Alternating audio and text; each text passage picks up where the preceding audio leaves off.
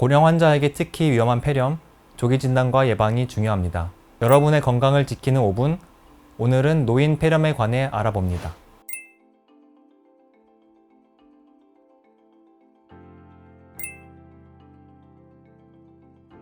안녕하세요.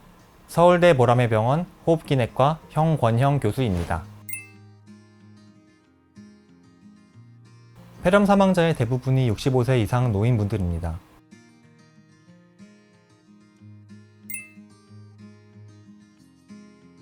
건강한 성인은 경구 항생제 치료와 휴식을 통해서 회복이 가능하지만 노인분들 같은 경우 조기 발견의 실패와 기저질환 동반 악화로 인해서 중증으로 이어지기가 쉽습니다. 게다가 심혈관 질환, 만성 폐질환, 당뇨병 등 기저질환이 있는 경우 치료가 어렵고 예후가 나쁜 경우가 많이 있습니다. 우선 일반적인 폐렴 증상으로는 기침과 가래, 발열, 몸살 기운 같은 것들이 있습니다. 초기에는 감기나 독감과 구분이 잘 되지 않습니다. 단 노인 환자 같은 경우 이런 증상들이 뚜렷하지가 않을 수가 있습니다. 식욕 감소나 전신 무력감, 탈수, 평소보다 처지는 모습, 혼돈 등 비전형적인 증상들이 나타날 수 있습니다. 따라서 조기에 의심하지 못하면 폐렴을 진단하지 못하는 경우가 많이 있습니다. 우선 노화로 인해서 기침을 효과적으로 하지 못해서 분비물을 제대로 배출하지 못하는 경우들이 있습니다.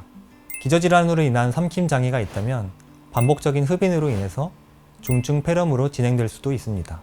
또한 비전형적인 증상들로 인해서 조기 진단이 어렵고 치료 시기를 놓치게 되면 폐에 고름이 차는 폐농양이나 물이 차게 되는 농흉 등 2차적인 합병증이 발생할 수 있습니다. 폐렴이 진행해서 호흡부전이나 폐혈증까지 발생하게 되면 사망 가능성이 높아지게 됩니다. 평소에 흡인이 있다면 폐렴이 잘 생길 수 있습니다.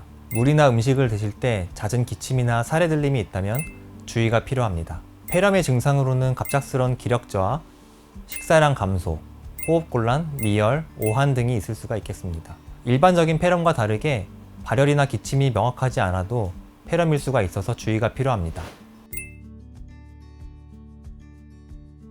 우선 첫 번째로는 폐렴구균 백신이 있습니다. 65세 이상이시라면 무료 접종을 받으실 수가 있고 이후에 5년마다 재접종이 추천이 됩니다. 두 번째로 독감 백신이 있습니다.